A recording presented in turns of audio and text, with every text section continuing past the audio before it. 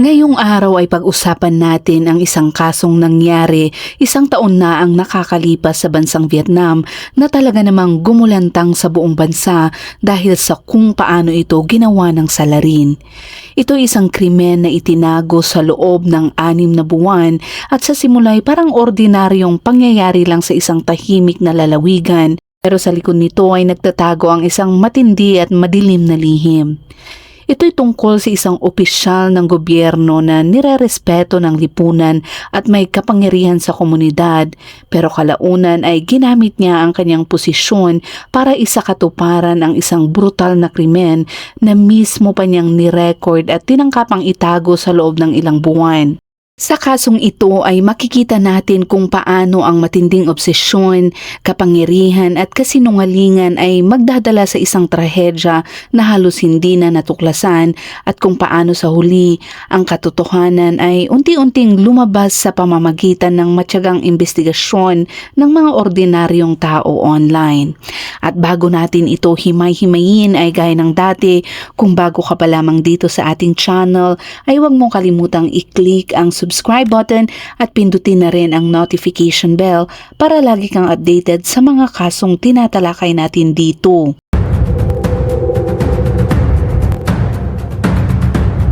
Krimen X-Files.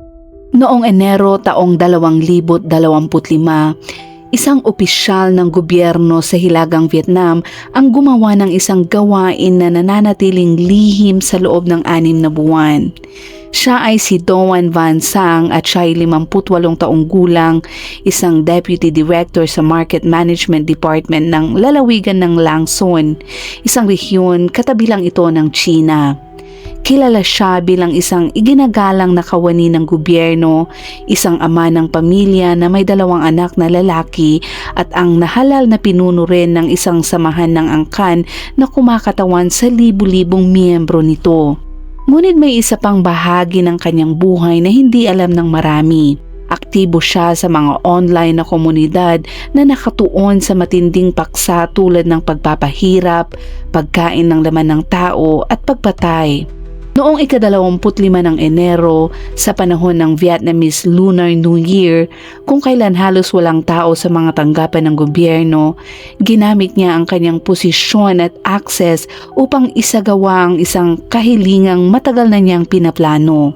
Ang biktima ay isang lalaking ilang taon nang naghahanap online ng taong papayag na wakasan ang kanyang buhay sa isang partikular na paraan. Talakayan natin ngayon kung paanong ang isang online na komunidad na may 20,000 miyembro ang nakatukoy sa gumawa nito matapos na sa simula ay walang ginawang aksyon ang mga otoridad. Si Nguyen Xuan Dat ay ipinanganak noong 1989 sa lalawigan ng Tai Binh. Ito ay isang rural na lugar sa Hilagang Vietnam. Nakatira siya kasama ang kanyang ina na may dinaranas na kondisyon sa kalusugang pangkaisipan. Noong siya ay nasa 20 taon na gulang, lumipat si Dat sa Hanoi at nagtrabaho bilang nagtitinda ng pagkaing dagat sa isang lokal na palengke. Humigit kumulang 5 taon na siyang walang komunikasyon sa kanyang nayon. Walang sino man din ang nagsumiti ng ulat tungkol sa kanyang pagkawala. Ang hindi naman alam ng kanyang pamilya ay may malawak na presensya online si Dat gamit ang pangalang Dat Behead. Mula taong 2019 hanggang Enero 2025, paulit-ulit siyang nagpo-post sa mga forum at social media tungkol sa isang tiyak na pantasya. Nais niyang mamatay sa pamamagitan ng pagpugot ng ulo sa mismong sandaling marating niya ang rurok habang nagbibigay lugod sa kanyang sarili. Nagmula ang pagnanais na ito sa isang Japanese horror manga na kanyang nabasa kung saan naranasan ng isang karakter ang eksaktong ganitong pangyayari. Sumali si Dat sa mga grupong nakatuon sa matinding karahasan at mararahas na imahe. Gumawa din siya ng maraming numero ng telepono at online na profile upang makipag-ugnayan sa iba at tinatanong kung may papayag na wakasan ang kanyang buhay. Ang kanyang mga post ay tuloy-tuloy at detalyado. Hindi siya nagbibiro o naghahanap lamang ng atensyon. Aktibo niyang hinahanap ang taong gagawa ng mismong pagwawakas sa kanyang buhay. Pagsapit naman ng taong 2024, sa wakas ay may nahanap na si Dat na interesadong gawin ito. Ang mga mensaheng nakuha mula sa kanyang mga kausap ay tumutukoy sa isang taong nagngangalang Chung na pumayag sa gawain, ngunit paulit-ulit itong ipinagpapaliban. Noong ika-25 ng Enero taong 2025, bandang alas 2:40 ng hapon, ipinadala ni Dat ang kanyang huling mensahe sa isang malapit na kaibigan. Ang laman nito ay 3 oras na lang ang natitira. Batay sa oras na ito, napag-alaman ng mga investigador na siya ay namatay sa pagitan ng alas 5:30 at alas 6 ng gabi. May isa pang dahilan kung bakit mahalaga ang ika-25 ng Enero.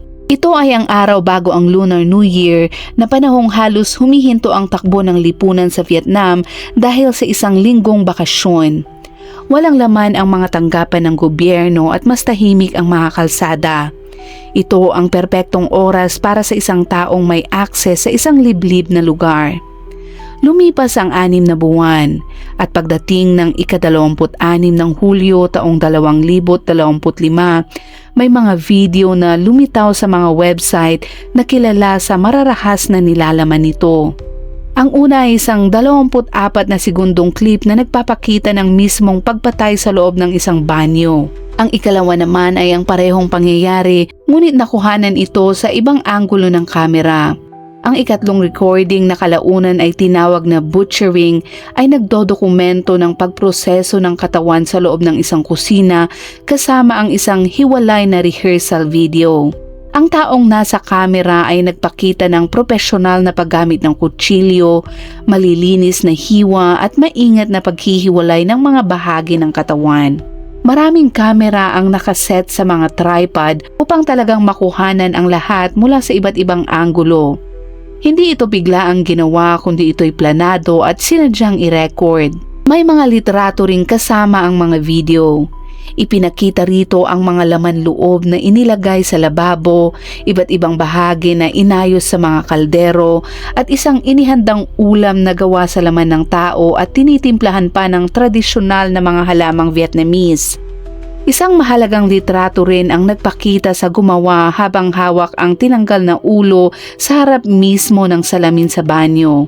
Hubad ang kanyang pang-itaas at may suot na asul na surgical mask, ngunit malinaw pa rin ang ilang detalye nito. Ang taong gumawa nito ay may isang matipuno at maskuladong pangangatawan. Kalbo o numinipis na ang kanyang buhok at may peklat sa itaas ng kaliwang kilay at may kapansin-pansing mga birthmark sa kanyang mga binti at kanang braso.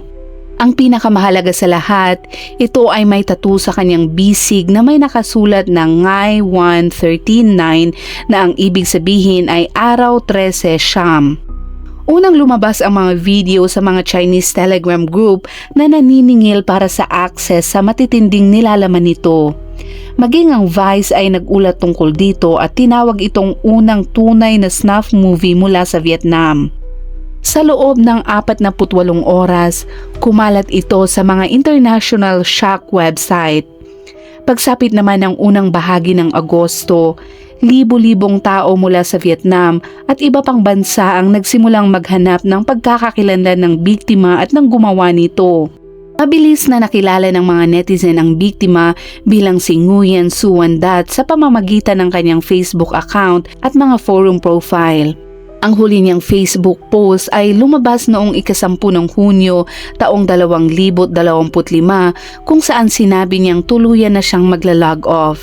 Ang mga naunang post noong ika-25 ng Enero, ang araw ng kanyang pagkamatay, ay nagsasabing malapit na itong mangyari 3 oras na lang. Tugma ito sa timeline ng kanyang mga pribadong mensahe. Napagtanto ng mga investigador na may ibang taong may kontrol sa kanyang account sa loob ng 5 buwan matapos ang kanyang pagkamatay at siya ang nagpost ng huling mensahe noong Hunyo bago inilabas ang mga video noong Hulyo. May mga taong mula sa online circle ni Dat ang lumantad at nagbigay ng mga impormasyon. Isang anonymous naman na kontak na gumamit ng pangalang File ang nagkumpirma na nagtatrabaho si Dat sa isang palengke sa Hanoi at sinabi na ang pangalan ng gumawa ay Chung. Ang mas mahalaga pa ay nagbigay si File ng screenshot ng isang mensaheng ipinadala mula sa account ni Dat noong ika-25 ng Pebrero taong 2025, isang buwan matapos ang insidente. Simple lang ang laman nito. Ang laman ay pinugutan na ang ulo si Dat. Pinatunayan nito na may access ang gumawa sa telepono at mga account ni Dat. Sa mga pampublikong tala, may natagpo ang Nguyen Xuan Dat, ipinanganak noong ika-10 ng Marso taong 1989 na nakalistang nakatira kasama ang kanyang ina sa lalawigan ng Phi Binh. Noong tumawag ang mga netizen sa pinuno ng Nayo noong Agosto, kinumpirma nito na may lalaking ang ganoon ang pangalan na umalis na ilang taon na ang nakakalipas at wala ng komunikasyon at ang kanyang ina naman ay namumuhay mag-isa at may kondisyon sa kalusugang pangkaisipan.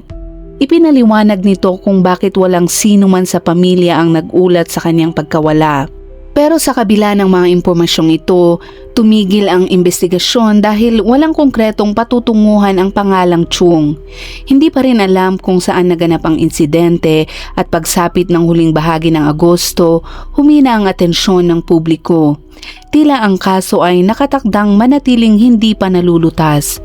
Pagkalipas naman ng 3 buwan, sa ika-3 linggo ng Nobyembre, isang anonymous na tao ang nagpost ng bagong impormasyon sa isang Facebook group na nakatuon sa kasong ito. Inilabas niya ang mga chat log ng sarili niyang usapan kasama sina Dat at ang taong gumawa ng krimen. Ipinakita sa mga mensahe na ang gumawa ay gumagamit ng Facebook account na may pangalang Cam Than Chung.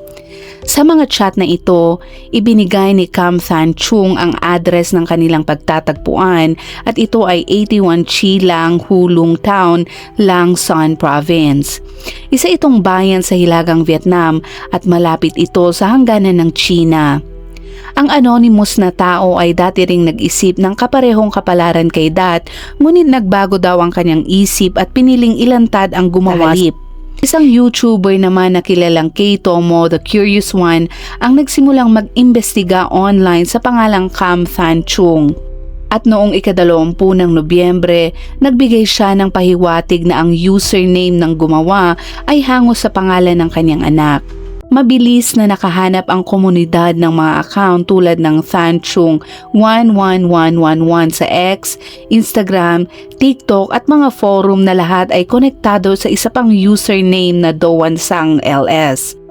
Isang Facebook search naman para sa Doan Sang LS ang naglabas ng isang pampublikong profile na malinaw ang pagkakakilanlan. Ang account ay pag-aari ni Doan Van Sang, isang 58 taong gulang na dating Deputy Director ng Market Management Team number 4 sa lalawigan ng Lang Son.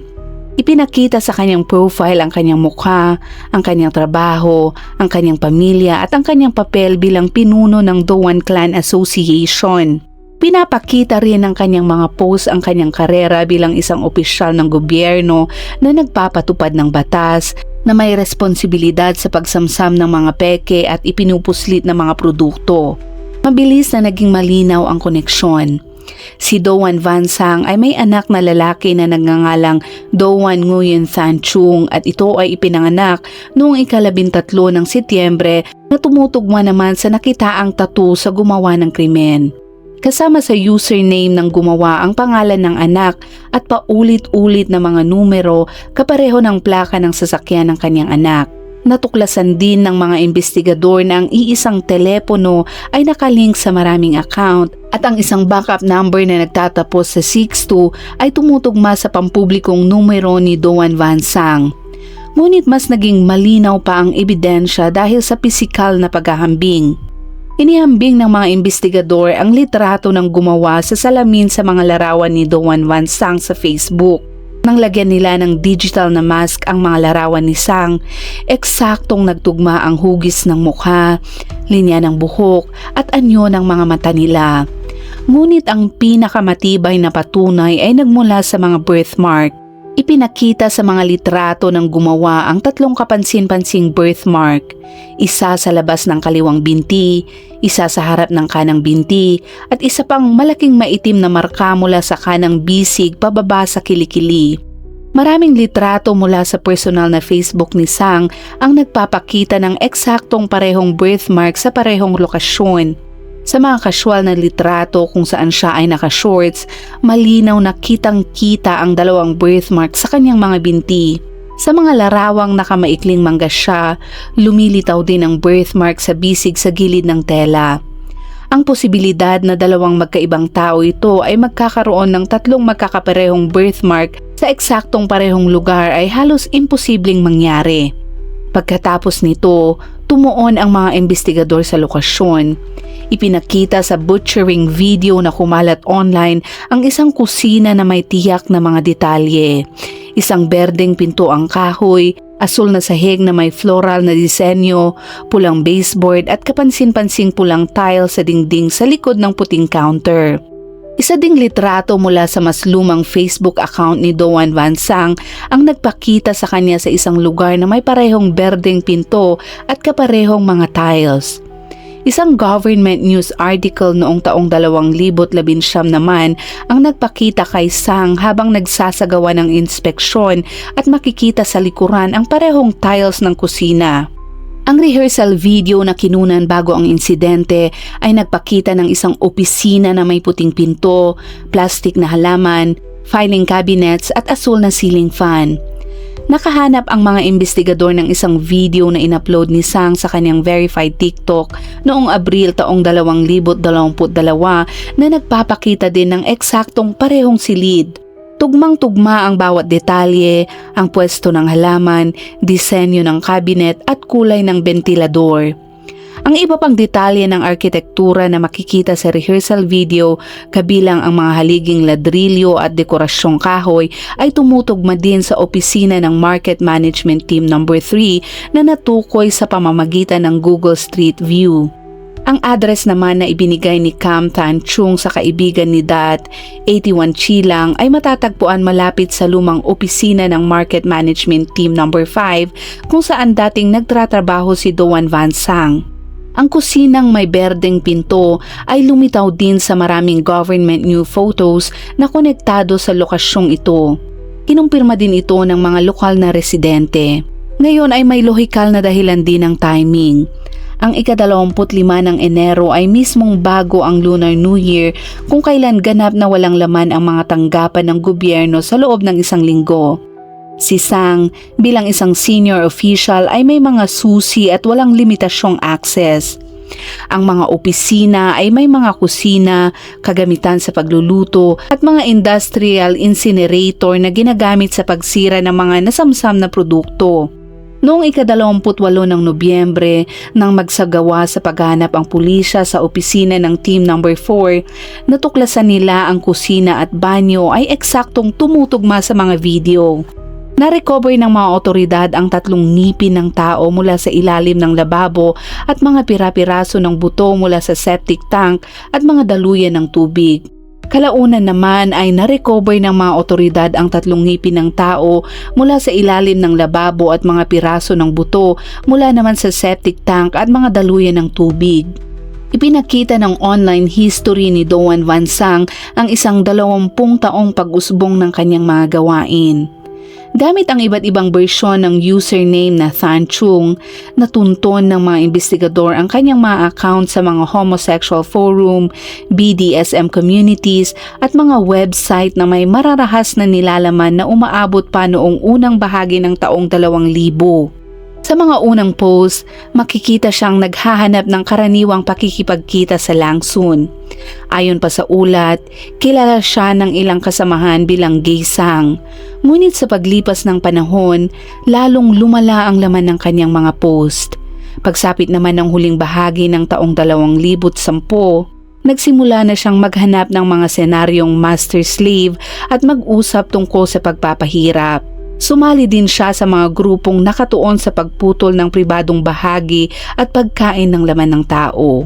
Ipinapakita din ng mga record ng pagbili na regular siyang nag-o-order ng mga pribadong bahagi ng tao mula sa mga supplier sa Timog Vietnam na kadalasan mula sa mga transgender na individual pagkatapos ng kanilang operasyon o mga taong kusang nagtanggal ng sarili nilang bahagi kapalit ng pera. Sa kasalukuyan, ang presyo ay umaabot mula $600 hanggang $2,000 bawat piraso. Sa kanyang mga post sa mga grupong ito, hayagan siyang nag-aalok na bumili ng mga tinanggal na bahagi. Noong taong 2022, nag-upload siya ng mga litrato ng naging resulta sa isang online forum at inangkin ito bilang bahagi ng isang horror theme na post. Kalauna naman ay tinanggal ang mga larawang iyon na nag-iwan ng tanong kung may naunang mga biktima. Noong taong 2024, nag-post siya ng isang mensahe at ito ang nilalaman. Gusto kong wakasan ang buhay mo at masarap siguro ang laman mo. Ito ay kanyang naging tugon sa mga taong naghahanap ng matinding karanasan. Mahalaga ring banggitin na bago pa man mabunyag ang kanyang pagkakakilanlan, gumamit siya ng mga anonymous account upang magkomento sa mga forum na tumatalakay sa mismong Dots case at minamanmanan kung ano ang alam ng mga tao habang nakikilahok sa mga talakayan ng investigasyon. Noong ika-20 ng Nobyembre, habang 20,000 tao ang sabay-sabay na nakilala siya online, naging pabago-bago ang kilos ni Doan Van Sang.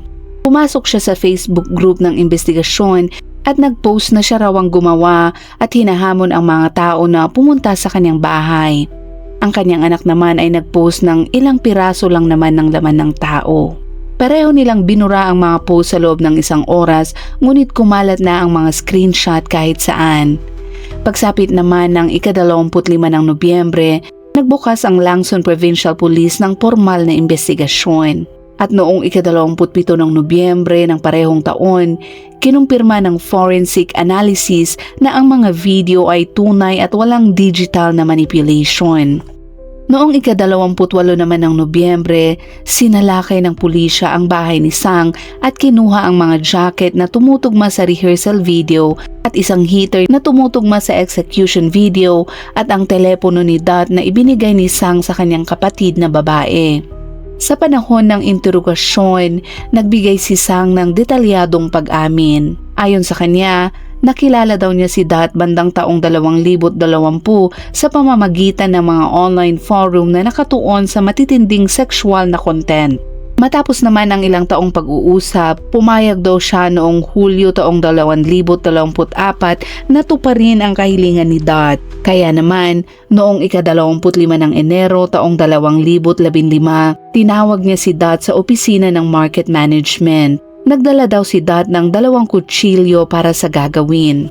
Nang gabing iyon, tuluyang isinagawa daw ni Sang ang nangyari sa video gaya ng nakadokumento. Inasikaso niya ang mga labi sa pamamagitan ng paghihiwalay at pagproproseso upang mabawasan ang amoy, dinurog din niya ang mga buto at itinapon ang lahat sa humigit kumulang 10 plastic bag na inilagay sa iba't ibang pampublikong basurahan sa Langsun.